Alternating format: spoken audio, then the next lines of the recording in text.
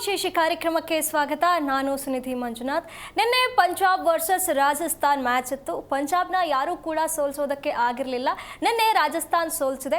ಮೊದಲ ಅರ್ಧದಲ್ಲಿ ಸತತವಾಗಿ ಗೆದ್ಕೊಂಡು ಬಂದಿತ್ತು ಪಂಜಾಬ್, ಆದರೆ ದ್ವಿತೀಯ ಅರ್ಧದಲ್ಲೇ ಮೊದಲ ಮ್ಯಾಚನ್ನೇ ಪಂಜಾಬ್ ಕೈ ಬಿಟ್ಟುಕೊಂಡಿದೆ. ಹಾಗಾಗಿ ನಿನ್ನೆ ಮ್ಯಾಚ್ ಹೇಗಿತ್ತು ಅನ್ನೋದು ಒಂದು ಕಡೆ ಆದರೆ, ಇವತ್ತು Mumbai versus Sunrisers Hyderabad match ಕೂಡ ಇದೆ. ಮುಂಬೈ ತುಂಬಾ ಕೆಳಗಿರುವಂಥದ್ದು, ಪಾಯಿಂಟ್ ಟೇಬಲ್ನಲ್ಲಿ 9th ಪ್ಲೇಸಲ್ಲಿದೆ. ಮೇಲ್ ಬರೋದಕ್ಕೆ ಯಾವ ರೀತಿಯಾದಂಥ ಪ್ರಯತ್ನ ಮುಂಬೈ ಇವತ್ತು ಮಾಡುತ್ತೆ ಅನ್ನೋದನ್ನ ಇನ್ನೊಂದು ಕಡೆ ಮಾತಾಡ್ತಾ ಹೋಗೋಣ. ಇದಕ್ಕೆ ಇವತ್ತು ನನ್ನೊಂದಿಗೆ ನನ್ನ ಸಹೋದ್ಯೋಗಿಗಳು ಭಾಗಿಯಾಗಿದ್ದಾರೆ. ಅವರನ್ನ ಕಾರ್ಯಕ್ರಮಕ್ಕೆ ಸ್ವಾಗತಿಸೋಣ.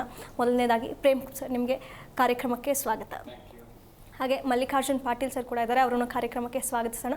ಪಾಟೀಲ್ ಸರ್, ತಮಗೂ ಸ್ವಾಗತ. ಮೊದಲನೇದಾಗಿ ಸರ್, ನಿಮ್ಮಿಂದ ಶುರು ಮಾಡೋದಾದರೆ, ನಿನ್ನೆ ಪಂಜಾಬ್ ಮೊದಲನೇ ಸೋಲನ್ನು ಕಂಡಿದೆ, ರಾಜಸ್ಥಾನ್ ಕೊನೆಗೂ ಪಂಜಾಬನ್ನು ಕಟ್ ಹಾಕಿದೆ. ನಿನ್ನೆ ಹೇಗಿತ್ತು ಮ್ಯಾಚ್? ನಿನ್ನೆ ಕೂಡ ಗೆಲ್ಲೋ ಫೇವ್ರೇಟ್ ತಂಡ ನಾವು ಪಂಜಾಬ್ ಅಂತಾನೆ ಹೇಳಿದ್ವಿ. ಯಾಕಂತ ಹೇಳಿದ್ರೆ ನ ಮಿಡ್ಲಾರ್ಡರ್ ಏನಿದೆ ಅದು ಸುಭದ್ರವಾಗಿಲ್ಲ ಅಂತ. ಬಟ್ ಅದನ್ನ ಸರಿಪಡಿಸ್ಕೊಂಡು ಅವರು ಗೆಲುವಿನ ಮಾಲೆಯನ್ನ ತಮ್ಮದಾಗಿಸ್ಕೊಂಡಾರೆ. ಜೊತೆಗೆ ಪಂಜಾಬ್ನ ಏನು ಗೆಲುವಿನ ಓಟ ಇತ್ತು ಅದಕ್ಕೆ ಸದ್ಯಕ್ಕೆ ಬ್ರೇಕ್ ಹಾಕಿದ್ದಾರೆ. ಯಾರು ಅಂತ ನೋಡ್ತಾ ಇದ್ದೀವಿ. ನಮ್ಮ ನಿರೀಕ್ಷೆ ಮುಂದಿನ RCB ಮ್ಯಾಚ್ ವರ್ಗು ಇತ್ತು. ಅಲ್ಲಿವರೆಗೂ ಕಷ್ಟ ಸಾಧ್ಯ ಅವ್ರನ್ನ ಹಿಡಿಯಕ್ಕೆ ಅಂದ್ಕೊಂಡಿದ್ವಿ.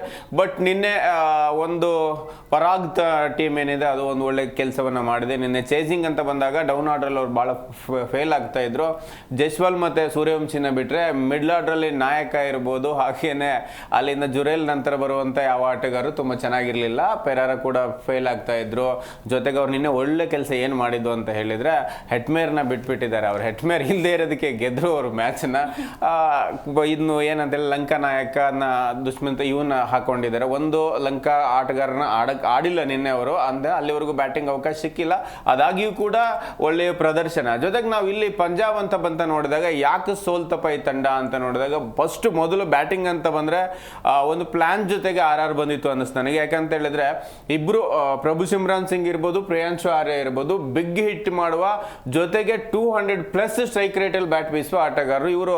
ನಿನ್ನೆನೂ ಕೂಡ ಅದೇ ಓಪನಿಂಗ್ ಶುರು ಮಾಡ್ತಾರೆ. ಆದ್ರೆ ಪ್ರಿಯಾಂಶು ಆರ್ಯ ಅವ್ರನ್ನ ಜಸ್ಟ್ 11 ಬಾಲಿಗೆ 29 ರನ್ ಮಾತ್ರ. ಅಂದ್ರೆ ಅವರ ಒಂದು ಬ್ಯಾಟ್ ಏನಿದೆಯಲ್ಲ ಜಾಸ್ತಿ ಸದ್ ಮಾಡ್ಲಿಕ್ಕೆ ಬಿಡಲ್ಲ ಅವರು, ಅದು ಒಂದು ಪ್ಲಸ್ ಆಗುತ್ತೆ.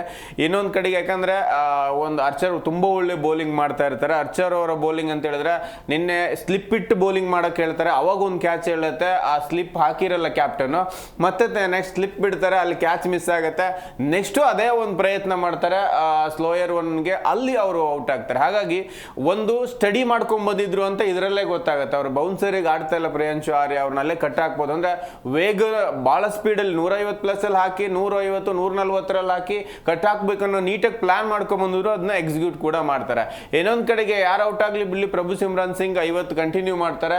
ಯಂಗ್ಸ್ಟರ್ ತುಂಬಾ ಚೆನ್ನಾಗಿ ಆಡ್ತಾರೆ, ಅವ್ರು ತುಂಬಾ ಚೆನ್ನಾಗಿ ಆಡ್ತಾ ಇದ್ರು. ನಿನ್ನೆ ಕೂಪರ್ ಕನೋಲಿ ಮತ್ತೆ ನಮಗೆ ನಾಯಕ ಶ್ರೇಯಸ್ ಅಯ್ಯರ್ ಇದಾರಲ್ಲ, ಇಲ್ಲಿ ಶ್ರೇಯಸ್ ಅಯ್ಯರ್ ನೋಡಿ ನಿಮ್ಗೆ ಜಸ್ಟ್ 27 ಬಾಲಲ್ಲಿ 30, 111 ಸ್ಟ್ರೈಕ್ ರೇಟ್. ಇದು ಒಂದು ಕಡೆಗೆ ಇನ್ನೊಂದಿಷ್ಟು ದೊಡ್ಡ ಮೊತ್ತ ಕಲೆ ಹಾಕ್ಲಿಕ್ಕೆ ಮೈನಸ್ ಆಯ್ತು ಅಂತ ನಂಗೆ ಅನ್ಸುತ್ತೆ. ಯಾಕಂದ್ರೆ ನೀವು ಶ್ರೇಯಸ್ ಅಯ್ಯರ್ ಈ ಸ್ಟ್ರೈಕ್ ರೇಟ್ ಅಲ್ಲಿ ಬ್ಯಾಟ್ ಬೀಸಲ್ಲ. ಅಲ್ಲಿ ನಮ್ಗೆ 27 ಬಾಲ್ ಆಡಿದ್ರೆ ಕನಿಷ್ಠ ಪಕ್ಷ 60 ರನ್ ಬಂದಿರ್ಬೇಕಿತ್ತು. ಇಲ್ಲಿ ಎಲ್ಲ ಒಂದ್ ಕಡೆಗೆ ಅವ್ರ ಬ್ಯಾಟು ನಿನ್ನೆ ಅಷ್ಟೊಂದಾಗಿ ಫ್ರೀ ಹ್ಯಾಂಡ್ ಮಾಡ್ಲಿಕ್ಕೆ ಬೌಲಿಂಗ್ ಅವರು ಅವಕಾಶ ಮಾಡಿಕೊಡ್ಲಿಲ್ಲ ಅನ್ಸುತ್ತೆ. ಆ ಕಾರಣಕ್ಕೆ ಅವರು ಒಳ್ಳೆ ಸ್ಕೋರ್ ಕಮ್ಮಿ ಆಗುತ್ತೆ. ಇನ್ನೇ ನಮ್ಗೆ 200 ಆಗಲ್ಲ ಅನ್ನೋ ಸಿಚುಯೇಷನ್ RCB ಅವ್ರ ಮೇಲೆ ನಂಬಿಕೆ ಇಟ್ಟು ತಗೊಂಡಾಗ ಕೂಡ ಸ್ಟೋನಿಸ್ ಇಂಥದ್ದೊಂದು ಪ್ರದರ್ಶನವನ್ನ ನೀಡಿರ್ಲಿಲ್ಲ. ನಿನ್ನೆ ಅದ್ಭುತವಾಗಿ 22 ಬಾಲಿಗೆ 62, ಅಲ್ಲಿಂದ 6 ಸಿಕ್ಸ್ 4 ಬೌಂಡ್ರಿ. ಇಲ್ಲಿ ನೋಡಿ ಮತ್ತೆ ಸ್ಟ್ರೈಕ್ ರೇಟ್ ಹೆಚ್ಚಾಗುತ್ತೆ ಇವ್ರದ್ದು. 281+ ಸ್ಟ್ರೈಕ್ ರೇಟ್ ಅಲ್ಲಿ ಬ್ಯಾಟಿಂಗ್ ಬೀಸ್ತಾರೆ. ಹಾಗೆ ಬ್ಯಾಟ್ ಬೀಸೋದ್ರಿಂದ ತಂಡದ ಮೊತ್ತ 200 ಆಗಲ್ಲ ಅಂದದ್ದು ಒಟ್ಟಾರೆಯಾಗಿ 222 ಆಗ್ಲಿಕ್ಕೆ ಸ್ಟೋನಿಸ್ ಕೊಡುಗೆ ತುಂಬಾ ಅದ್ಭುತವಾಗಿತ್ತು. ಇನ್ನೊಂದ್ ಕಡೆ ಬೌಲಿಂಗ್ ಅಂತ ಬಂದಾಗ ಅಷ್ಟೇನೆ ಕನ್ನಡದ ಯಶ್ರಾಜ್ ತುಂಬಾ ಚೆನ್ನಾಗಿ ಬೌಲಿಂಗ್ ಮಾಡ್ತಾರೆ. ಮೊದಲು ಓವರ್ ದುಬಾರಿ ಆಗ್ತಾರೆ, ಆದ್ರೂ ಕೂಡ ಸ್ಟೋನಿಸ್ ಅಂತ ಆಟಗಾರರ ಮುಂದೆ ಬೌಲಿಂಗ್ ಮಾಡೋದಾಗಿರ್ಬೋದು ಅಥವಾ ಶ್ರೇಯಸ್ ಅಯ್ಯರ್ನ ಬೌಲಿಂಗ್ ಮಾಡೋದಾಗಿರ್ಬೋದು, ಅವ್ರು ಔಟ್ ಆಗೋ ಕೂಡ ಒಳ್ಳೆ ಬೌಲಿಂಗ್ ಮಾಡಿರ್ತಾರೆ. ಅವರು ಒಂದು ಮೊದಲು ಓವರ್ ದುಬಾರಿ ಆಗಿ 1 ವಿಕೆಟ್ ತಗೊಂಡ್ರು ಕೂಡ ನಂತರ 1 ವಿಕೆಟ್ ಒಳ್ಳೆ ಬೌಲಿಂಗ್ ಮಾಡ್ತಾರೆ. 4-5 ಬಾಲ್ ಚೆನ್ನಾಗಿ ಮಾಡ್ತಾರೆ. ಲಾಸ್ಟ್ ಬಾಲಲ್ಲಿ 6 ಹೋದ್ರು ಕೂಡ ದುಬಾರಿ ಆದ್ರೂ ವಿಕೆಟ್ ಟೇಕಿಂಗ್ ಬೌಲಿಂಗ್ ಮಾಡ್ತಾರೆ. ಅದು ಹೊರತುಪಡಿಸಿದ್ರೆ ನಿಮಗೆ ನಾಂಡೆ ಬರ್ಗರ್ ಒಂದು, ಅರ್ಚರ್ ಒಂದು ಕಷ್ಟಪಟ್ಟು ಅವ್ರು ವಿಕೆಟ್ ಬೀಳಲ್ಲ. ಕಂಪ್ಲೀಟ್ ಇನ್ ಬ್ಯಾಟಿಂಗ್ ಅಂತ ಬಂದಾಗ ನಮ್ಗೆ RR ತಂಡದಲ್ಲಿ ಓಪನಿಂಗ್ ಅಂತೂ ಒಂದು ಯಾವುದೇ ಸ್ಕೋರ್ ಇರಲಿ, ಯಾವುದೇ ಪಿಚ್ ಆಗಿರಲಿ, ತುಂಬಾ ಚೆನ್ನಾಗಿ ಬ್ಯಾಟ್ ಬೀಸೋದು ಇಬ್ರು ಯಂಗ್ಸ್ಟರ್. ನಿಮಗೆ ಆ ಯಂಗ್ಸ್ಟರ್ ಬ್ಯಾಟು ನಿನ್ನೆ ನೋಡಿದ್ವಿ, 2 ಅದ್ಭುತವಾದ ಹೆಲಿಕಾಪ್ಟರ್ ಹಾರಿಸ್ತಾರೆ ವೈಭವ್ ಸೂರ್ಯವಂಶಿ. 400 ರನ್ ಅತ್ಯಧಿಕವಾಗಿ ಒಂದೇ ಲೀಗಲ್ಲಿ 400 ರನ್ ಕಡಿಮೆ ಬಾಲಿಗೆ ಕಲೆಕ್ಟ್ ಮಾಡಿದಂತ ಆಟಗಾರರ ಪಟ್ಟಿಲ್ ಅವರು ಮುಂಚೂಣಿಯಲ್ಲಿ ಸಿಗ್ತಾರೆ. ಜೊತೆಗೆ ಮೋಸ್ಟ್ ಸಿಕ್ಸಸ್ ಕೂಡ ಈಗ ಅವರೇ ಇದ್ದಾರೆ. ಅತ್ಯಧಿಕ ಸಿಕ್ಸಸ್ 50+ ಗೇಲ್ ಹೊಡೆದಿದ್ದಾರೆ ಒಂದೇ ಒಂದು IPL ಲೀಗಲ್ಲಿ. ಆ ಒಂದು ಸ್ಕೋರ್ ಅನ್ನ ಇವರು ಆ ಒಂದು 6 ಅನ್ನ ಬೀಟ್ ಮಾಡೋ ನಿಟ್ಟಿನಲ್ಲಿ ಈಗ ಆಲ್ರೆಡಿ 37 ಇದೆ. ಅಂದ್ರೆ ಒಳ್ಳೆ ಲೈದಲ್ಲಿ ಇದ್ದಾರೆ. ನಿನ್ನೆ ಕೂಡ 16 ಬಾಲಿಗೆ 43 ನೋಡಿ, ಅವ್ರು 3 ಬೌಂಡ್ರಿ ಹೊಡೆದ್ರೆ 5 ಸಿಕ್ಸರ್. ಇನ್ನ ಯಾವುದೇ ಕಾರಣಕ್ಕೂ ಕೂಡ ಒಂದು ವಿಕೆಟ್ ಹೋಗ್ಲಿ ಬಿಡ್ಲಿ, ಆ ಎಂಡ್ ಅಲ್ಲಿ ತುಂಬಾ ಚೆನ್ನಾಗಿ ಬ್ಯಾಟ್ ಬೀಸೋದು ಸಿಚುಯೇಷನ್ ನೋಡಿ. SSV ಜೈಸ್ವಾಲ್ 50. ನಮಗೆ ಇಲ್ಲಿ ಮಿಡ್ಲ್ ಆರ್ಡರ್ ಅಲ್ಲಿ ಪರಾಗ್ ಆಡಲ್ಲ ಅಂತ ಗೊತ್ತಿದ್ದು, ಧ್ರುವ ಜೂರೆಲ್ ಹೋದ್ಮೇಲೆ ನಂಗನ್ಸಿತ್ತು ಮತ್ತೆ ಶುರುವಾಯ್ತು ಇವ್ರದ್ದು, ಆ ಹುಡುಗ ತುಂಬಾ ಚೆನ್ನಾಗಿ ಆಡ್ಕೊಟ್ಟು ಹೋಗೋನೆ, ಇನ್ಯಾರು ಆಡಲ್ಲ ಅಂತ. ಬಟ್ ನಿನ್ನೆ ಪೆರೇರ ತುಂಬಾ ಅದ್ಭುತವಾಗಿ ಆಡ್ತಾರೆ. ಜೊತೆಗೆ ಅವರಿಗೆ ಶಿವಂ ಒಂದು ದುಬೆ ಏನ್ ಬರ್ತಾರಲ್ಲ, ಶುಭಾಂಶು ದುಬೆ, ಈ ಆಟಗಾರ ಇಂಪ್ಯಾಕ್ಟ್ ತುಂಬಾ ಚೆನ್ನಾಗಿ ವರ್ಕ್ ಆಗುತ್ತೆ. 12 ಬಾಲಿಗೆ 31 ಗೆಲ್ಲಲ್ಲ ಅನ್ನೋ ಪಂದ್ಯವನ್ನ ಟರ್ನ್ ಮಾಡಿದ್ರು. ಆ ಒಂದು ಜೊತೆಗೆ ವಿನ್ನಿಂಗ್ ಕ್ರೆಡಿಟ್ ಈ ಇಬ್ರು ಆಟಗಾರರಿಗೆ ಕೊಡಬೇಕು. ಹಾಗಾಗಿ ನಿನ್ನೆ ಮಿಡ್ಲ್ ಆರ್ಡ್ರು ಫಿನಿಶಿಂಗ್ ಹಂತಕ್ಕೆ ಬಂದಾಗ ಇಂಪ್ಯಾಕ್ಟ್ ಪ್ಲೇಯರು ಎಲ್ಲವೂ ಕೂಡ ಸೆಲೆಕ್ಟ್ ಆಯಿತು. ಜೊತೆಗೆ ಇಬ್ಬರು ಬ್ಯಾಟ್ಸ್ಮನ್ ಬಿಟ್ರೆ ಮುಂದೆ ಯಾರು ಆಡಲ್ಲ ಅಂತದಿತ್ತು. ನಿನ್ನೆ ಅದನ್ನು ರಿಕವರ್ ಆಗಿದ್ದಾರೆ. ಇನ್ನು ಶಣಕ ಕೂಡ ಇದ್ರು. ಶಣಕ ಬ್ಯಾಟಿಂಗ್ ಬರೋಕ್ಕಿಂತ ಮೊದಲೇ ಗೆದ್ದಿದ್ದಾರೆ. ಅಂದ್ರೆ ಮುಂದಿನ ಹಂತಕ್ಕೆ ಅವರು ಕಾಂಪಿಟೇಟಿವ್ ಆಗಿ ಹೊರ ಹೊಮ್ತಾ ಇದ್ದಾರೆ. ಮೇ ಬಿ ಗುಡ್ ಸೈನ್ ಇದು ನಂಗೆ ಅನ್ಸುತ್ತೆ. ಹಾಗೆ ಪಾಟೀಲ್ ಸರ್, ನಿನ್ನೆ ಪಂಜಾಬ್ ಅಂತ ಚಿಕ್ಕ ಟಾರ್ಗೆಟ್ ಏನು ಕೊಟ್ಟಿರಲಿಲ್ಲ. ಓಕೆ, 222 ಅವ್ರು ಹೊಡೆದಿದ್ದು 223 ಟಾರ್ಗೆಟ್ ಅನ್ನೋದೇನು ಚಿಕ್ಕ ಟಾರ್ಗೆಟ್ ಅಲ್ಲ. ಅದನ್ನು ಕೂಡ RR ಬೀಟ್ ಮಾಡಿದೆ ಅಂತಂದ್ರೆ ನಿನ್ನೆ ಪರ್ಫಾರ್ಮೆನ್ಸ್ ಬಗ್ಗೆ ಹೇಗೆ ಹೇಳ್ತೀರಾ? 260+ ರನ್ನೇ ಈಗ ಡಿಪೆಂಡ್ ಆಗೋದು ಕಷ್ಟ ಆಗಿದೆ. ಇನ್ನು 220 ಖಂಡಿತವಾಗ್ಲೂ ಅಂತ ಮಲ್ಲಂಪುರ ಪಿಚ್ನಲ್ಲಿ ಖಂಡಿತವಾಗ್ಲೂ ಅದು 230 240 ಏನೋ ಕಾಂಪಿಟೇಷನ್ ಕೊಡ್ಬೋದು ಅಂತ ಅನ್ಕೊಂಡಿದ್ದೆ. ಬಟ್ ಪ್ರೇಮ್ ಆವಾಗಲೇ ಹೇಳಿದ್ರು ಯಾರು ತಪ್ಪು ಮಾಡಿದ್ರು ಅಂತ. ಶ್ರೇಯಸ್ ಅಯ್ಯರ್ ಆ್ಯಸ್ ಅ ನಾಯಕನಾಗಿ ಈ ಸೀಸನಲ್ಲಿ ತುಂಬ ಚೆನ್ನಾಗಿ ಆಡಿದರೆ, ಕಡಿಮೆ ಬಾಲಲ್ಲಿ ಸಿಕ್ಕಾಪಟ್ಟೆ ರನ್ನ ಕಲೆ ಹಾಕಿದ್ರು. ಬಟ್ ನಿನ್ನೆ ಪಂದ್ಯದಲ್ಲಿ ಏನಾಗಿತ್ತು ಗೊತ್ತಿಲ್ಲ, 27 ಬಾಲಲ್ಲಿ 30 ರನ್ ಅಲ್ಲೇ ಡೌನ್ ಆಗಿರೋದು. ಅಲ್ಲೇ ಒಂದು 20-30 ರನ್ ಎಲ್ಲೋ ಮಿಸ್ ಹೊಡಿತು ಅಂತ ಅನಿಸ್ತು ನನಗೆ. ನೋಡಿ, ಫ್ಯೂಚರ್ ಸ್ಟಾರ್ಸ್ ಅಂತ ನೋಡಿದರೆ ಇನ್ನೊಂದು 5-6 ವರ್ಷದ ಬಿಟ್ಟು ಟೀಮ್ ಇಂಡಿಯಾಗೆ ಆಡುವಂಥ 4 ಆಟಗಾರರು ನನಗೆ ಇಲ್ಲಿ ಕಾಣಿಸಿಗ್ತಾರೆ. ಒಂದು ಪ್ರಭ್ಸಿಮ್ರನ್ ಸಿಂಗ್, ಆಮೇಲೆ ಪ್ರಿಯಾನ್ಸ್ ಆರ್ಯ, ಜೈಸ್ವಾಲ್, ನೋಡಿ ಸೂರ್ಯವಂಶಿ. ಈ 4 ಇಬ್ಬರು ಆ ಕಡೆಗೆ, ಇಬ್ಬರು ಈ ಕಡೆಗಿದ್ದಾರೆ. ಮ್ಯಾಚ್ ಟರ್ನ್ ಆಗಿದ್ದೇ ಈ 4 ಜನರಿಂದ ಅಂತ ಹೇಳ್ತೀನಿ ನಾನು. ಫಸ್ಟು PBKS ಅಂದರೆ ಪಂಜಾಬ್ ಆಡಿದ್ದು ಓಪನಿಂಗ್ ತುಂಬ ಚೆನ್ನಾಗಿ ಕೊಟ್ಟರು, ಒಳ್ಳೆ ಸ್ಟಾರ್ಟ್ ಕೊಟ್ಟರು ಇಬ್ಬರು ಕೂಡ, ಪ್ರಭ್ಸಿಮ್ರನ್ ಮತ್ತು ಪ್ರಿಯಾಂಶ್ ಆರ್ಯ. ಅದನ್ನೇ ಇಲ್ಲಿ ಜೈಸ್ವಾಲ್ ಮತ್ತು ಸೂರ್ಯವಂಶಿ ಇವರು ತುಂಬ ಅವ್ರಿಗಿಂತ ಡಬಲ್ ಚೆನ್ನಾಗಿ ಕೊಟ್ಟರು. ಇದು ತಂಡಕ್ಕೆ ಒಂದು ಪ್ಲಸ್ ಆಯಿತು. ಏನು ಅಂತಂದರೆ RR ಎಲ್ಲೂ ಕೂಡ ರನ್ ರೇಟ್ನ ಡೌನ್ ಮಾಡ್ಕೊಳ್ಳೇ ಇಲ್ಲ. ಯಾವಾಗಲೂ ಪ್ರತಿ ಓವರ್ನಲ್ಲೂ ಕೂಡ ಒಂದು ಬಿಗ್ ಹಿಟ್ ಮಾಡೋದಕ್ಕೆ ಪ್ರಯತ್ನ ಪಟ್ಟರು. ಒಂದು ಸ್ವಲ್ಪ ಸ್ಪಿನ್ಗೆ ತಡ್ಕಾಡಿದ್ರು ಕೂಡ ವೇಗದ ಬೌಲರ್ ಯಾವಾಗ ಬರ್ತಾರಲ್ಲ ಅವಾಗ 2 ಬೌಂಡ್ರಿ ಹೊಡಿತಾನೆ ಇದ್ರು. ಅದು ಅವರಿಗೆ ಪ್ಲಸ್ ಆಯಿತು. ಮತ್ತು ಏನು ಅಂತಂದರೆ ಅಲ್ಲಿ ಪೆರಾರಿಯಾ ಮತ್ತು ಶಿವಂ ದುಬೆ ಎಂಥ ಅದ್ಭುತವಾದ ಇನ್ನಿಂಗ್ಸ್ ಅಂದರೆ ಎಲ್ಲೋ ಕೈ ಚೆಲ್ಲಿದ್ರು ಇವರು ಅಂತ ಮ್ಯಾಚ್ ಅಂದ್ಕೊಂಡಿದ್ವಿ. ಪ್ರೇಮ್ ಹೇಳಿದರು ಮಧ್ಯಮ ಕ್ರಮಾಂಕ ಅಷ್ಟರ ಮಟ್ಟಿಗೇನು ಬಲಾಟೆ ಇಲ್ಲ ಅಂತ ಕಾಣಿಸ್ತಾ ಇದೆ ಅಂತ ಹೇಳಿ. ಬಟ್ ಈಗ RRದು ಮಧ್ಯಮ ಕ್ರಮಾಂಕ ಕೂಡ ತುಂಬ ಚೆನ್ನಾಗಿದೆ. ನಾವು ಮಾತಾಡ್ತಾ ಇದ್ವಿ ಜೈಸ್ವಾಲ್ ಮತ್ತು ಸೂರ್ಯವಂಶಿ ಹೋಗಿಬಿಟ್ರೆ ಮ್ಯಾಚ್ ಹೋಯಿತು ಅನ್ನೋಂಥ ಲೆಕ್ಕಕ್ಕೆ ಇದ್ರು ಇಷ್ಟು ದಿವಸ. ಬಟ್ ಇಲ್ಲಿ ಫೆರಾರಿಯ ಪ್ರತಿ ಮ್ಯಾಚಲ್ಲೂ ಕೂಡ ಬಿಗ್ ಹಿಟ್ನ ಮಾಡ್ತಾ ಇದ್ದಾರೆ, ಕಡಿಮೆ ಬಾಲಲ್ಲಿ ದೊಡ್ಡ ಸ್ಕೋರ್ನ ಮಾಡ್ತಾ ಇರೋದ್ರಿಂದ ಆ ತಂಡಕ್ಕೆ ಈಗ ದೊಡ್ಡ ಪ್ಲಸ್ ಪಾಯಿಂಟ್ ಆಗಿದೆ. ಅಂದರೆ ನೆಕ್ಸ್ಟ್ ನೀವು ಹಂತಕ್ಕೆ ಹೋಗ್ಬೇಕಂತಂದರೆ ಈ ಒಂದು ತಂಡ ಓಪನಿಂಗ್ ಸ್ಲಾಟ್ನಲ್ಲೂ ರನ್ ಬರ್ತಾ ಇದೆ, ಮಧ್ಯಮದಲ್ಲಿ ಒಂದು ಸ್ವಲ್ಪ ದೂರದಲ್ಲಿ ಒಂದೇ ಮ್ಯಾಚ್ ಆಡಿರೋದ್ರಿಂದ ಪ್ರಾಬ್ಲಮ್. ಪರಾಗು ಒಂದು ಸ್ವಲ್ಪ ಬರ್ತಾ ಇದ್ದಾರೆ, ಬಟ್ ಬಿಗ್ ಇನ್ನಿಂಗ್ಸ್ ಬರ್ತಾ ಇಲ್ಲ. ಬಟ್ ಆಸ್ ಎ ಫಿನಿಷರ್ ಅಂತ ಅಂದರೆ ಖಂಡಿತವಾಗ್ಲೂ ಇವರಿಬ್ರು ಏನಾದರೂ ಈ ಥರ ಸೆಟ್ ಆದರೆ, ಈಗ RCB ಹೆಂಗೆ ಟೀಮ್ ಡೇವಿಡ್ ಮತ್ತು ಕೃಣಾಲ್ ಪಾಂಡ್ಯ ಆಮೇಲೆ ಶಫರ್ಡ್ ಇದ್ದಾರಲ್ಲ, ಆ ಥರ ಡೇಂಜರಸ್ ಆಗಿ ಇಲ್ಲಿ ಕಾಣಿಸ್ತಾ ಇದೆ. ಬಟ್ ಎರಡು ತಂಡಕ್ಕೆ ಹೋಲಿಸ್ಕೊಂಡ್ರೆ ತೂಕ ಖಂಡಿತವಾಗ್ಲೂ 100% ಇಬ್ಬರದು 50-50ನೇ ಇತ್ತು. ಪಂಜಾಬ್ ಎಲ್ಲಿ ಎಡೆಯಿತು ಅಂತ ಅಂದರೆ ಓವರ್ ಕಾನ್ಫಿಡೆನ್ಸ್ ಆದ್ರ 1-2 ವಿಕೆಟ್ ಹೋದ ತಕ್ಷಣನೇ ಅಂತ ಅವರೆಲ್ಲರೂ ತಲೆಯಲ್ಲಿ ಏನು ಇಟ್ಕೊಂಡು ಬಂದುಬಿಟ್ಟಿದ್ದಾರೆ. ಸೂರ್ಯವಂಶಿ ವಿಕೆಟ್ ಹೋದ್ರೆ ಮುಗಿದೋಯ್ತು, ಈ ಒಂದು ಲೆಕ್ಕಾಚಾರನೇ ಇಟ್ಕೊಂಡಿದ್ದು. ಅದಾದ ನಂತರ ಸ್ಪಿನ್ನರ್ಗಳನ್ನ ಅಟ್ಯಾಕ್ ಮಾಡಿಸ್ತಾರೆ, ಸ್ಪಿನ್ನರ್ಗಳು ರನ್ ಕಂಟ್ರೋಲ್ ಮಾಡ್ತಾರೆ. ಬಟ್ ಏನಾಗುತ್ತೆ ಅಂತಂದ್ರೆ ಕ್ಯಾಪ್ಟನ್ ಏನಾಗುತ್ತೋ ತಲೆಯಲ್ಲಿ ಬಂತ ಗೊತ್ತಿಲ್ಲ, 1 ಓವರ್ ಆಡಿಸ್ತಾರೆ ಮತ್ತೆ ವೇಗದ ಬೌಲರ್ ಕೊಡ್ತಾರೆ. ನೀವೇನಾದರೂ ನಿನ್ನೆ ಇವ್ರಿಗೆ ಚಾಹಲ್ ಮತ್ತೆ ಹರ್ಪರ್ಪ್ರೀತ್ ಬ್ರಾರ್ಗೆ ಕಂಟಿನ್ಯೂಸ್ 6 ಓವರ್ ಏನಾದರೂ ಅಂದರೆ ಅವ್ರಿಗೆ 3 ಓವರ್ ಇವ್ರು 3 ಓವರ್ಗೆ ಆಡಿಸಿದ್ರೆ ಮ್ಯಾಚ್ ಕೊಲಾಪ್ಸ್ ಆಗಿ ಹೋಗ್ತಿತ್ತು, 100% RR ವಿನ್ ಆಗ್ತಿರ್ಲಿಲ್ಲ. ಬಟ್ ಇಲ್ಲಿ ಏನು ಮಾಡಿದ್ರು ಅಂದರೆ 1 ಓವರ್ ಸ್ಪಿನ್ನರ್ಗೆ ಆಡಿಸಿದ್ರು, 1 ಓವರ್ ಫಾಸ್ಟ್ ಬೌಲರ್ಗೆ ಆಡಿಸಿದ್ರು. ಸ್ಪಿನ್ನರ್ಗೆ ರನ್ ಕಂಟ್ರೋಲ್ ಮಾಡ್ಕೊಂಡ್ರು ಆರ್ಆರ್ದವರು. ಫಾಸ್ಟ್ ಬೌಲರ್ ಬಂದ ತಕ್ಷಣ 2 ಬೌಂಡ್ರಿ ಹೊಡಿತಾ ಇದ್ರು. ಇದು ಅವ್ರಿಗೆ ಪ್ಲಸ್ ಆಗ್ತಾ ಹೋಯ್ತು. ಬಟ್ ಕೊನೆಯವರೆಗೂ ಕೂಡ ಮ್ಯಾಚ್ ಒಂಥರ ಥ್ರಿಲ್ಲಿಂಗ್ ಇತ್ತು. ಬಟ್ ಫೆರಾರಿ ಅವರ ಸಿಕ್ಸಸ್ಗಳನ್ನು ನೋಡೋದೇ ಒಂದು ಖುಷಿ ಆಯಿತು. ದ ಎಂಡ್ ಹೇಗಾಯಿತು ಅಂತಂದರೆ ಒಂಥರ ಓಡೋ ಕುದುರೆ ಪಂಜಾಬ್ನ ಕಟ್ಟಿ ಹಾಕಿದ್ದು ಒಂಥರ ಖುಷಿನೇ. ಯಾಕಂದರೆ ಒಂದು ತಂಡ ಪೂರ್ತಿ ಸೀಸನ್ನಲ್ಲಿ ನಾನೇ ಗೆಲುವಿನ ಊಟನ ಮುಂದುವರಿಸ್ತೀನಿ ಅಂತಂದರೆ ಅದು ಅಷ್ಟರ ಮಟ್ಟಿಗೆ ಇಂಟ್ರೆಸ್ಟ್ ಬರೋದಿಲ್ಲ. 1-2 ಸೋಲು ಅವ್ರಿಗೂ ಆಗ್ಬೇಕು. ಯಾಕಂದರೆ ಎಲ್ಲಿ ಸೋಲಾಗುತ್ತೋ ಅಲ್ಲೇ ಆ ತಂಡದ ಮೈನಸ್ಗಳು ಕೂಡ ಗೊತ್ತಾಗೋದು. ನನಗೂ ಆಸೆ ಇದೆ RCB ಏನಾದರೂ ಈ ಸರಿ ಗೆಲ್ಲಿಲ್ಲ ಅಂದರೆ 100% ಪಂಜಾಬ್ ಗೆಲ್ಲಿ ಅನ್ನೋದೇ ನನಗೆ ಆಸೆ. ಬಟ್ ಪಂಜಾಬಲ್ಲಿ ಏನು ಮೈನಸ್ ಇದ್ದಾವೆ ಅಂತ ಗೊತ್ತಾಗೋದೇ ಅದೊಂದು ಸೋತ ಮೇಲೆ.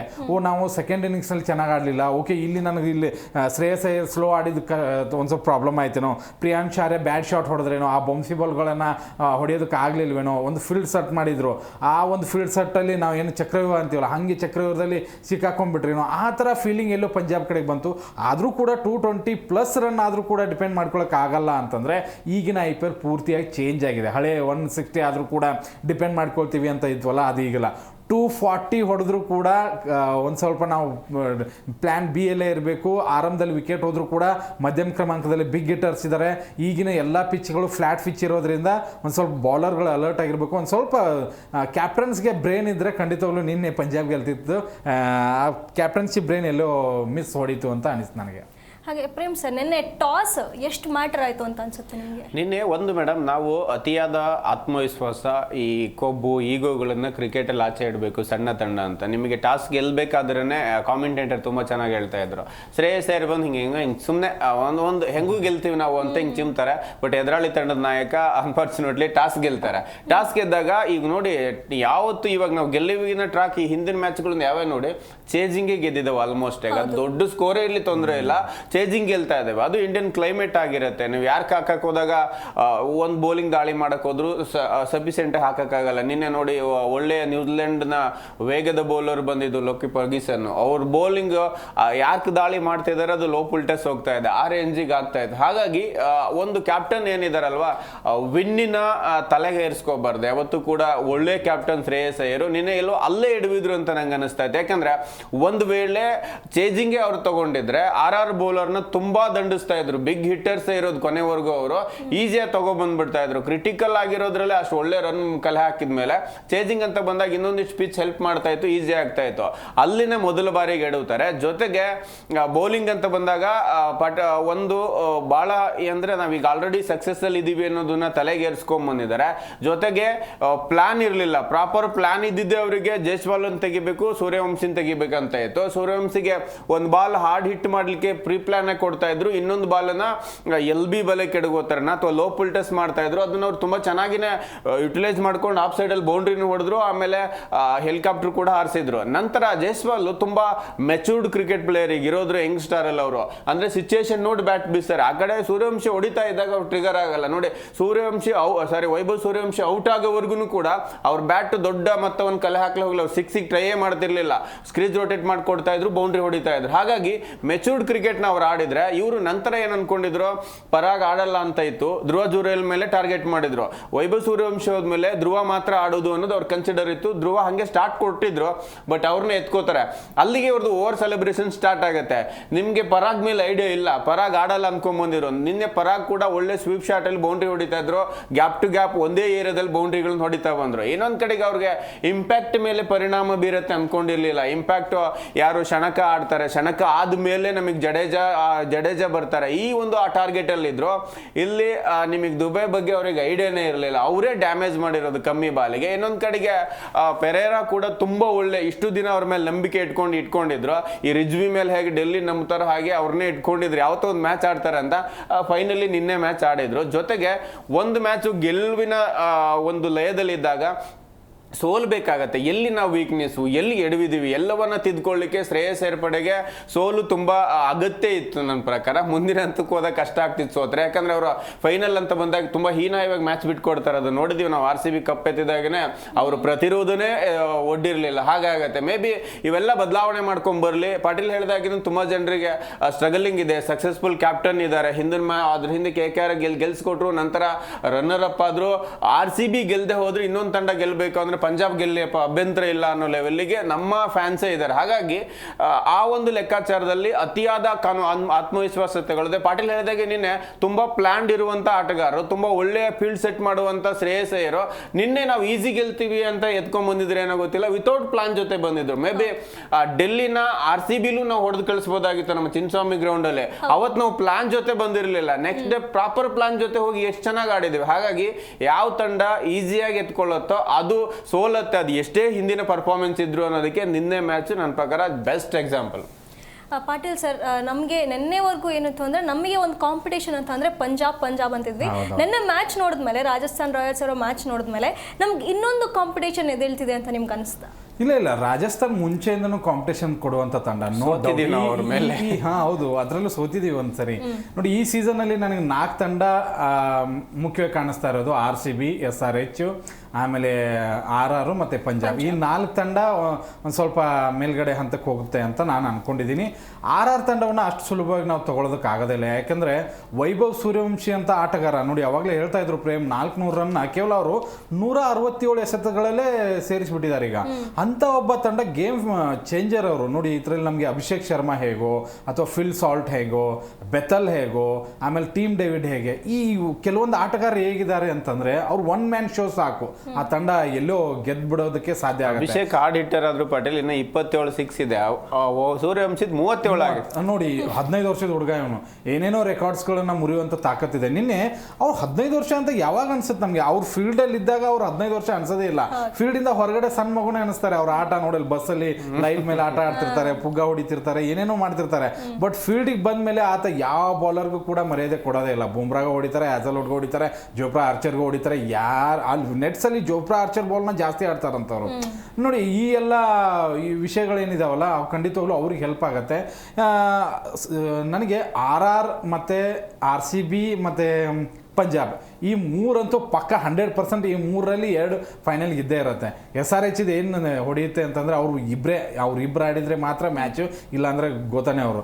ಅದಕ್ಕೋಸ್ಕರ ಈ ಮೂರಲ್ಲಿ ಖಂಡಿತವಾಗ್ಲೂ ಮಧ್ಯಮ ಕ್ರಮಾಂಕನೂ ಚೆನ್ನಾಗಿದೆ, ಓಪನಿಂಗ್ ಸ್ಲಾಟು ಚೆನ್ನಾಗಿದೆ, ಫಿನಿಷರ್ಗಳು ಚೆನ್ನಾಗಿರೋದ್ರಿಂದ ಈ 3 ತಂಡದ ಮೇಲೆ ಹೆಚ್ಚಿನ ನಂಬಿಕೆ ಖಂಡಿತವಾಗ್ಲೂ ಇದೆ. ಆಮೇಲೆ ಇನ್ನು ಬಾಲಿಂಗ್ ವಿಭಾಗಕ್ಕೆ ಬರ್ತೀನಿ ನಾನು. ನಿನ್ನೆ Jofra archer, burger, Brijesh Sharma, Yash Raj Poonja, Jadeja. ನೋಡಿ, ಬರ್ಗರ್ಗಂತೂ ನೀನೇ ಬರ್ಗರೇ ತಿನ್ನಿಸ್ಬಿಟ್ರು. 4 ಓವರಲ್ಲೇ 59 ರನ್ನು. ಜೋಫ್ರಾ ಆರ್ಚರ್ ಓಕೆ, ಆರಂಭದಲ್ಲಿ ಒಂದು ಸ್ವಲ್ಪ ಸ್ವಿಂಗ್ ಇತ್ತು, 150+ ವೇಗದಲ್ಲಿ ಬಾಲಿಂಗನ್ನು ಮಾಡ್ತಾಯಿದ್ರು, ಬಟ್ ರನ್ನ ಕೊಟ್ಟರು 4 ಓವರಲ್ಲಿ 40. ಬ್ರಿಜೇಶು ಅಷ್ಟೇನು ಇಂಪ್ರೆಸಿವ್ ಮಾಡಲಿಲ್ಲ, ಯಶ್ರಾಜ್ ಪೂಂಜಾನು ಇಂಪ್ರೆಸಿವ್ ಇಲ್ಲ, ಜಡೇಜಾನು 4 ಓವರಲ್ಲಿ 32. ಅಷ್ಟರ ಮಟ್ಟಿಗೆ ಇಂಪ್ರೆಸಿವ್ ಆಗಿ ಬಾಲಿಂಗ್ ಇಲ್ಲ. ಇನ್ನು ಈ ಕಡೆ ಬಂದರೆ ಖಂಡಿತವಾಗ್ಲೂ ಹರ್ಷದೀಪ್, ನಿನ್ನೆ ಏನಾಗಿತ್ತು ಗೊತ್ತಿಲ್ಲ, ಹರ್ಷದೀಪ್ಗೆ ದೀಪ ಕಡೆ ಎಲ್ಲ ಕಡೆಗೂ ದೀಪ ಹಚ್ತಾ ಇದ್ರು. ಆ 6 ಹೊಡೆದ್ಮೇಲೆ ಇದಾಗತ್ತಲ್ಲ, ಹಾಗೆ 68 ರನ್ ಕೊಟ್ಟಿದ್ದಾರೆ. ಫರ್ಗೂಸನ್ ಅಂತೂ ನಿನ್ನೆ ಮೊದಲ ಎಂಥ ಕೆಟ್ಟ ಆರಂಭ ಅಂತಂದರೆ, ಯಪ್ಪ ಏನಿದು T20ನೇ ಚೇಂಜ್ ಆಗಿಬಿಟ್ಟಿದೆ ಏನೋ ಅನ್ನೋ ಥರ ಹೊಡೆದ್ರು. ಜಾನ್ಸನ್ ಓಕೆ, ಬಟ್ ಬಾಲಿಂಗ್ ನಾನು ಹೇಳ, ಇನ್ನೊಬ್ರು ಏನಾದರೂ ಇವ್ರ ಕಡೆ ಸ್ಪಿನ್ ಅಟ್ಯಾಕ್ ಇದ್ದಿದ್ರೆ ಖಂಡಿತವಾಗ್ಲೂ ಇವರೇ ಗೆಲ್ತಿದ್ರು ಅಂತ ಅನ್ಸುತ್ತೆ ನನಗೆ.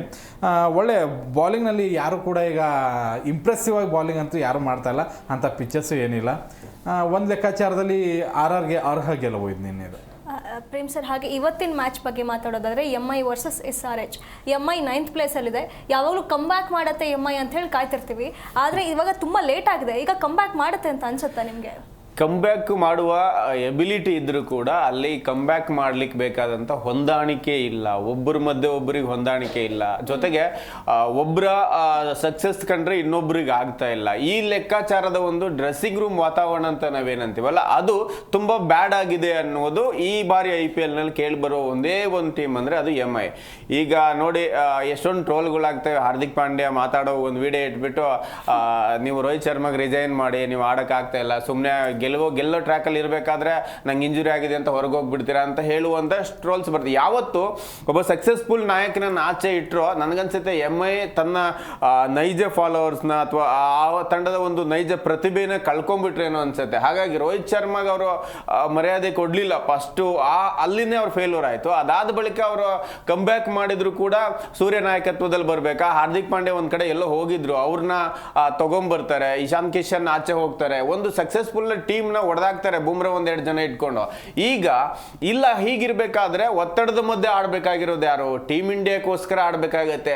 ಇನ್ನು ಮುಂಬರುವ ಸರಣಿಗಳು IPL ಆಧಾರದ ಮೇಲೆ ನಿಗದಿಯಾಗಿರ್ತಾವೆ ಕೆಲವೊಂದಿಷ್ಟು. ಹಾಗಾಗಿ ತಿಲಕ್ ವರ್ಮಾ ಅಂತ ಪ್ರತಿಭೆಗಳು ಆಡ್ತಾರೆ. ಇನ್ನು ರೋಹಿತ್ ಶರ್ಮಾ ಇಲ್ಲಿ ಕ್ವಿಂಟನ್ ಡಿಕಾಕ್ನ ಕೂರಿಸಿದ್ರು, ಯಾರೇನಾರು ಹಾಳಾಗ್ಲಪ್ಪ, ನಮ್ಮ ಮುಂದಿನ ಬಾರಿ ಆಯ್ಕೆ ಆಗ್ಬೇಕಂದ್ರೆ ಆಡ್ಬೇಕನ್ನ ನಿಟ್ಟಿನಲ್ಲಿ ಕ್ವಿಂಟನ್ ಡಿಕಾಕ್ ಒಳ್ಳೆ ಪ್ರದರ್ಶನ ನೀಡ್ತಾ ಇದ್ರೆ. ಇನ್ನು ಹಾರ್ದಿಕ್ ಪಾಂಡ್ಯ ಇಂದ ಬ್ಯಾಟಿಂಗ್ ಬೌಲಿಂಗ್ ಅಲ್ಲಿ ಅಂತ ಪ್ರದರ್ಶನ ಬರ್ತಾ ಇಲ್ಲ ನಿಮಗೆ. ಇನ್ನೊಂದು ಕಡೆಗೆ ನೋಡೋದಾದ್ರೆ ನಾವು ಮಧ್ವಾಲ್ ಒಂದೆರಡು ಮ್ಯಾಚ್ಗಳಲ್ಲಿ ಕ್ವಿಂಟನ್ ಡಿಕಾಕ್ ಈಗ ಸಾಥ್ ಕೊಡ್ತಾ ಇದ್ದಾರೆ. ಇನ್ನು ಮಧ್ಯಮ ಕ್ರಮಾಂಕದಲ್ಲಿ ಸೂರ್ಯ ಒಂದು ಇಂಜುರಿಯಿಂದ ಆಚೆ ಇದ್ರೆ ಒಂದು ಮ್ಯಾಚ್ ಅಲ್ಲಿ ಆಡಿದ್ರೆ ಒಂದೆರಡು ಮ್ಯಾಚ್ ಅಲ್ಲಿ 0 ಸೋತಿದ್ದಾರೆ. ಇಲ್ಲಿ ಕಂಬ್ಯಾಕ್ ಅಂತ ಅವ್ರಿಗೆ ಒಂದು ಆಧಾರ ಅಂತ ಇರೋದೇ ಡೌನ್ ಆರ್ಡರ್ ಅಲ್ಲಿ ತಿಲಕ್ ವರ್ಮಾ ಸೆಂಚುರಿ ಹೊಡೆದ ಮ್ಯಾಚ್ ಗೆದ್ರು. ಮೊದಲ ಮ್ಯಾಚ್ನ ಬಹಳ ಹುಮ್ಮಸ್ಸಲ್ಲಿ ಗೆಲ್ತಾರೆ, ಅದಾದ್ಮೇಲೆ ಒಂದು 4 ಮ್ಯಾಚ್ ಸೋಲ್ತಾರೆ, ಒಂದು ಮ್ಯಾಚ್ ಗೆದ್ದು ಮತ್ತೊಂದು ಮ್ಯಾಚ್ ಸೋತವ್ರೆ. ಈ ಲೆಕ್ಕಾಚಾರ ನೋಡಿದ್ರೆ ನನಗನ್ಸುತ್ತೆ ಹಾರ್ಡ್ ಹಿಟ್ಟರ್ ಆಗಿ ಒಳ್ಳೆ ಪ್ರದರ್ಶನ ನೀಡ್ತಾ ಇರೋದು ಅಲ್ಲಿ ಇವರಿದ್ದಾರೆ, ಏನು ರುದ್ರಫೋರ್ಡ್ ಇದ್ದಾರೆ. ಬಟ್ ರುದ್ರಫೋರ್ಡ್ನ RCBಯ ಟಿಮ್ ಡೇವಿಡ್ ತರ ಬಳಸ್ಕೊಳಕ್ ಆಗ್ತಿಲ್ಲ ಅವರಿಗೆ. ರುದ್ರಫೋರ್ಡ್ ಬರಬೇಕಾಗಿರೋ ಅಪ್ತಿ ಆರ್ಡರ್ ಜಾಗದಲ್ಲಿ ತುಂಬಾ ಒಳ್ಳೆ ಓಪನಿಂಗ್ ಬಂದಿರುತ್ತೆ. ಅಲ್ಲಿ ಏನಂತ ಹೇಳಿದ್ರೆ ಕ್ವಿಂಟನ್ ಡಿಕಾಕ್ ಚೆನ್ನಾಗಿ ಆಡಿರ್ತಾರೆ, ಒದೆರೆ ಚೆನ್ನಾಗಿ ಆಡಿರ್ತಾರೆ. ಆಲ್ರೆಡಿ 16 ಓವರ್ ನಿಯರ್ ಬಂದಾಗ ಕೂಡ ಕ್ಯಾಪ್ಟನ್ ಏನ್ ಮಾಡ್ತಾರೆ, ನಾನ್ ಆಡಬೇಕು ಅಂತ ಬರ್ತಾರೆ, ಒದಾಡ್ತಿರ್ತಾರೆ 6 ಹೊಡೆಯಕ್ಕೆ ಹಾರ್ದಿಕ್ ಪಾಂಡ್ಯ. ನಿಮ್ಗೆ ಒಳ್ಳೆ ಲಯದಲ್ಲಿ ಇರೋದೇ ನಿಮ್ಗೆ ರುದ್ರಫೋರ್ಡ್. ಈ ಬಾರಿ ರುದ್ರಫೋರ್ಡ್ನ ಆಡಿಸ್ಕೊಳ್ಳದೇನೆ ಅವ್ರು ಒಂದೆರಡು ಮ್ಯಾಚ್ ನನ್ನ ಪ್ರಕಾರ ಸೋತ್ರು ಅನ್ಸುತ್ತೆ. ಇನ್ನು ಇವತ್ತಿನ ಅವ್ರ ಆಪೋಸಿಟ್ ನೋಡೋದಾದ್ರೆ ಒಂದು 3 ಜನ ಪ್ಲೇಯರು ಪರ್ಪಲ್ ಕ್ಯಾಪಿಗೆ ಹೊಡೆದಾಡ್ತಾ ಇದ್ದಾರೆ. ಅಭಿಷೇಕ್ ಶರ್ಮಾ ಇರ್ಬೋದು, ಕಿಶನ್ ಇರ್ಬೋದು, ಕ್ಲಸನ್ ಇರ್ಬೋದು. ಇವರು ಕಂಟಿನ್ಯೂ ಆಗಿ ಆಡ್ತಾ ಇದ್ದಾರೆ. ಇವ್ರ ಜೊತೆಗೆ ಹೆಡ್ ಯಾವಾಗ ಬೇಕಾದ್ರೂ ಫಾರ್ಮಿಗೆ ಬರಬಹುದು. ಜೊತೆಗೆ ಒಂದು ಒಳ್ಳೆ ಬೌಲಿಂಗ್ ಲಯ, ನೀವು ಆಸ್ಟ್ರೇಲಿಯನ್ ಸ್ಟಾರ್ಕ್ ಇರ್ಬೋದು, ಹೆಜಲ್ವುಡ್ ಇರ್ಬೋದು, ಪ್ಯಾಟ್ ಕಮಿನ್ಸ್ ಅಂತ ಆಟಗಾರರು ತಂಡದಲ್ಲಿದ್ರೆ ಯಾವುದೋ ಒಂದು ಗೇಮ್ ಪ್ಲಾನ್ ಮೂಲಕನೇ ಬರ್ತಾರೆ, ಒಳ್ಳೆ ಬೌಲಿಂಗ್ ಕೊಡೋಕೆ ಪ್ರಯತ್ನ ಮಾಡ್ತಾರೆ. ಜೊತೆಗೆ ಅವ್ರು ಬ್ಯಾಟಿಂಗ್ ಅಲ್ಲೂ ಕಾಂಟ್ರಿಬ್ಯೂಟ್ ಮಾಡೋದ್ರಿಂದ ನನಗನ್ಸುತ್ತೆ SRH ಇವತ್ತು ಬಲವಾಗಿದೆ ಅವ್ರ ಕಡೆಗೆ. ಇನ್ನೊಂದು ಕಡೆಗೆ ನಮಗೆ ನಿತೀಶ್ ಕುಮಾರ್ ರೆಡ್ಡಿನೂ ಕೂಡ ಒಳ್ಳೆ ಬೌಲಿಂಗ್ ಮಾಡ್ತಾರೆ, ಬ್ಯಾಟಿಂಗು ಮಾಡ್ತಾರೆ. ಇಲ್ಲಿ ಅನಿಕೇತ್ ವರ್ಮಾ ಕೂಡ ಒಳ್ಳೆ ಪ್ಲೇಯರ್ ಇದ್ದಾರೆ. ನಾನು ಕಮ್ ಬ್ಯಾಕ್ ಟು ನನಗನ್ಸುತ್ತೆ ಇವತ್ತಿನ ಮ್ಯಾಚ್ ಅಲ್ಲಿ ಅದು ಹೋಮ್ ಗ್ರೌಂಡೇ ಆಗಿದ್ರು ಮುಂಬೈ ಗೆಲುವಿನ ಕಷ್ಟನೇ ಇದೆ. ಯಾರೋ ಒಂದಿಬ್ರು ಆಡಿದ್ರು ಕೂಡ ಒಂದು ಸಾಂಘಿಕ ಪ್ರದರ್ಶನ ಅಂದ್ರೆ SRH ಇದೆ. ಮೇ ಬಿ ನನ್ನ ಪ್ರಕಾರ SRH ಗೆಲ್ಲತ್ತೆ ಇವತ್ತು ಸರ್. ಹಾಗೆ ನಿಮ್ಮ ಪ್ರಕಾರ ಈಗ MI ಕಮ್ ಬ್ಯಾಕ್ ಮಾಡಬೇಕು, ಈಗ SRH ಹೊಡೆತವನ್ನ ತಡ್ಕೊಳ್ಬೇಕು ಅಂತಂದ್ರೆ ಯಾವ ವಿಷಯಗಳ ಮೇಲೆ ಹೆಚ್ಚು ಕಾನ್ಸಂಟ್ರೇಟ್ ಮಾಡಬೇಕು? ಅವರು ಕೆಲವೊಬ್ಬರನ್ನ ಬಿಡಬೇಕು. ರೋಹಿತ್ ಶರ್ಮಾನ್ ಬಿಡಬೇಕು, ಸೂರ್ಯಕುಮಾರನ್ ಬಿಡಬೇಕು, ಆಮೇಲೆ ಹಾರ್ದಿಕ್ ಪಾಂಡ್ಯನ್ ಬಿಟ್ಟು ಬಿಡಬೇಕು. ಯೋಗ್ಯತೆ ಇಲ್ಲದೆ ಇರುವಂಥ ಏಕೈಕ ತಂಡ ಈ IPLನಲ್ಲಿ ಅಂತಂದ್ರೆ ಅದು ಮುಂಬೈ. ಎಂತೆಂಥ ಸ್ಟಾರ್ ಪ್ಲೇಯರ್ಸ್ ಅಂತ ಅಂದರೆ ಇವರು ಎಲ್ಲರೂ ಕೂಡ ಇಂಟರ್ನ್ಯಾಷನಲಲ್ಲಿ 100ಕ್ಕಿಂತ ಹೆಚ್ಚಿಗೆ ಮ್ಯಾಚ್ ಆಡಿದವರು ಎಲ್ಲರೂ ಇದ್ದಾರೆ. De Kock, Rickelton, ರಮಣ್ದೀರ್, Tilak Verma, Suryakumar, Hardik. ಎಲ್ಲಿ ನೋಡಿ ಬಾಲಿಂಗ್ ಹೋಗಿ ಬೋಲ್ಟು, ಬೂಮ್ರಾ, ವಿಲ್ ಜಾಕ್ಸ್ ಇಂಥ ವಿಶ್ವಕಪ್ ಹೀರೋ ವಿಲ್ ಜಾಕ್ಸ್ ನ ಆಡಿಸ್ತಾನೆ ಇಲ್ಲ. ಇಂಥ ಥರ್ಡ್ ಕ್ಲಾಸ್ ಮ್ಯಾನೇಜ್ಮೆಂಟ್ನ ನಾನು ಇದುವರೆಗೂ ನೋಡಿಲ್ಲ.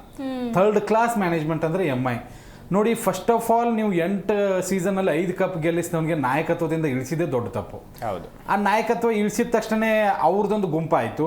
ಹಾರ್ದಿಕ್ ಪಾಂಡ್ಯ ಬಂದ ತಕ್ಷಣ ಇವರು ಆ ತಂಡವನ್ನು ಕೂಡ್ಕೊಂಡು ಅವರ ಡ್ರೆಸ್ಸಿಂಗ್ ರೂಮ್ ಸರಿ ಮಾಡ್ಕೊಳ್ಳೋಕ್ಕೆ ಅವ್ರಿಗೆ ಟೈಮ್ ಇಲ್ಲ. ಆಮೇಲೆ ತಿಲಕ್ ವರ್ಮಾಂದೊಂದು ಗುಂಪು, ಆಮೇಲೆ ಬೂಮ್ರಾ ಅವ್ರದ್ದೊಂದು ಗುಂಪು. ಈ ಗುಂಪುಗಳ ನಡುವೆ ಅದು ಸತ್ತೋಗಿದೆ MI ಹೇಗಿತ್ತು ಅಂತಂದ್ರೆ ಒಂದು ಟೈಮಲ್ಲಿ MI ಜೊತೆ ಆಡ್ತಾ ಇದ್ದೀವಿ ಅಂತಂದ್ರೆ ಓಕೆ 2 ಪಾಯಿಂಟ್ ಇದನ್ನು ಮರ್ತು ಬಿಡೋಣ, ಇದರಲ್ಲಿ ನಾವು ಆಡ್ತಾ ಇದ್ವಿ. ಈಗ ಹೆಂಗಿದೆ ಅಂತಂದರೆ MI ಹಂಗಿದ್ರೆ 2 ಪಾಯಿಂಟ್ ಫಿಕ್ಸು, ಈ ಥರ ಲೆಕ್ಕಕ್ಕೆ ಬಂದಿದ್ದೀವಿ. ಪೇಪರ್ ವೈಸ್ ಹೋದ್ರೆ ಇಂಥ ತಂಡ ಬೇರೆ ತಂಡದಲ್ಲಿ ಇಲ್ವೇ ಇಲ್ಲ. ಅಂತ ಘಟಾನುಘಟಿಗಳು ಎಲ್ಲರೂ ಇದ್ದಾರೆ, ಬಟ್ ಆಡ್ತಾ ಇಲ್ಲ. ಒಬ್ಬೊಬ್ರು ಕೂಡ ವೀಕ್ ಪರ್ಫಾರ್ಮೆನ್ಸ್ ಇದೆ. ಒಬ್ರದ್ದು ಓಪನಿಂಗ್ ಸ್ಲಾಟ್ನಲ್ಲಿ ಒಬ್ಬರಂತೂ 1 ಮ್ಯಾಚ್ ಆಡಿದರೆ ಇನ್ನೊಂದು 10 ಮ್ಯಾಚ್ ಆಡಲ್ಲ, ಹಾಗೆ ಪರ್ಫಾರ್ಮೆನ್ಸ್. ಹಾರ್ದಿಕ್ ಪಾಂಡ್ಯ ನಾನು ಒಬ್ಬನೇ ಹೋರಾಡ್ತಾ ಇದ್ದೀನೇನೋ ಅನ್ನೋಂಥ ಫೀಲಲ್ಲಿ ಇದ್ದಾರೆ. ಅವ್ರ ಕಡೆಯಿಂದನೇ ಏನು ರನ್ನು ಮತ್ತು ವಿಕೆಟ್ಸ್ಗಳು ಏನೂ ಬರ್ತಾ ಇಲ್ಲ. ಈ ತಂಡ ಇವತ್ತು 99% ಸೋಲುತ್ತೆ ಅನ್ನೋದು ಎಲ್ಲರಿಗೂ ಗೊತ್ತಿದೆ. ಯಾಕೆಂದರೆ ಈ ಅಪೋಸಿಷನ್ ತಂಡ ಹೇಗಿದೆ ಅಂದರೆ ಅಭಿಷೇಕ್ ಒಳ್ಳೆ ಫಾರ್ಮಲ್ ಇದ್ದಾರೆ, ಹೆಡ್ಡು ಓಕೆ, ಕಿಶನ್ ಒಳ್ಳೆ ಫಾರ್ಮಲ್ಲಿ ಇದ್ದಾರೆ, ಕ್ಲಸನ್ ಒಳ್ಳೆ ಫಿನಿಶಿಂಗ್ ಕೊಡ್ತಾ ಇದ್ದಾರೆ, ಬ್ಯಾಟಿಂಗ್ನಲ್ಲಿ ಸಾಲಿಡ್ ಆಗಿದ್ದಾರೆ. ಇನ್ನು ಬಾಲಿಂಗ್ ಅಂತ ಬಂದರೆ ಫ್ಯಾಟ್ ಕಮಿಂಗ್ಸ್ ಕಮ್ ಬ್ಯಾಕ್ ಇದೆ. ಆಮೇಲೆ ಪ್ರಾರುಲ್ ಹಿಂಗೆ ಒಳ್ಳೆ ಬಾಲಿಂಗ್ ಮಾಡ್ತಾರೆ. ಇಶಾನ್ ಮಲಿಂಗ, ಶಕೀಬ್ ಹುಸೇನ್ ಅದ್ಭುತವಾದಂಥ ಬಾಲಿಂಗ್ ಪಡೆ ಇರೋದ್ರಿಂದ ಇವತ್ತು ಖಂಡಿತವಾಗ್ಲೂ SRH ಫೇವ್ರೇಟ್ ಇದೆ. ಬಟ್ ಒಂದೇನು ಅಂತಂದರೆ ಮುಂಬೈಯಲ್ಲಿ ಅವ್ರದ್ದೇ ಗ್ರೌಂಡಲ್ಲಿ ಆಡ್ತಾ ಇರೋದ್ರಿಂದ ಒಂದು ಸ್ವಲ್ಪ ಕಮ್ ಬ್ಯಾಕ್ ಆಗ್ಬೋದು ಅನ್ನೋಂಥ ನಿರೀಕ್ಷೆ. ನನಗೆ ಯಾಕೋ ಒಂದು ಸ್ವಲ್ಪ ಉಲ್ಟಾ ಹೊಡಿತೀನಿ ನಾನು, ಮುಂಬೈ ಗೆಲ್ಲುತ್ತೆ ಇವತ್ತು ಅಂತ. ಇಷ್ಟೊತ್ತು ನಮ್ಮದಿಗೆ ಕಾರ್ಯಕ್ರಮದಲ್ಲಿ ಭಾಗಿಯಾಗಿ ಇಷ್ಟೆಲ್ಲ ಚರ್ಚೆ ಮಾಡಿದ್ದಕ್ಕೆ ತಮ್ಮಿಬ್ಬರಿಗೂ ಧನ್ಯವಾದಗಳು. ನೋಡೋದಲ್ಲ ವೀಕ್ಷಕರೇ, ನಿನ್ನೆ ಮ್ಯಾಚ್ ಹೇಗಿತ್ತು, ಇವತ್ತಿನ ಮ್ಯಾಚ್ ಹೇಗಿರುತ್ತೆ, ಯಾರು ಗೆಲ್ಬಹುದು ಅನ್ನೋದನ್ನ ಇವತ್ತಿನ ಕಾರ್ಯಕ್ರಮದಲ್ಲಿ ಚರ್ಚೆ ಮಾಡಿದ್ವಿ. ಇದಾಗಿತ್ತು ಇವತ್ತಿನ ವಿಶೇಷ. ನೋಡ್ತಾ ಇರಿ ಜೀ ಕನ್ನಡ ನ್ಯೂಸ್, ಸತ್ಯವೇ ಸುದ್ದಿಯ ಜೀವಾಳ.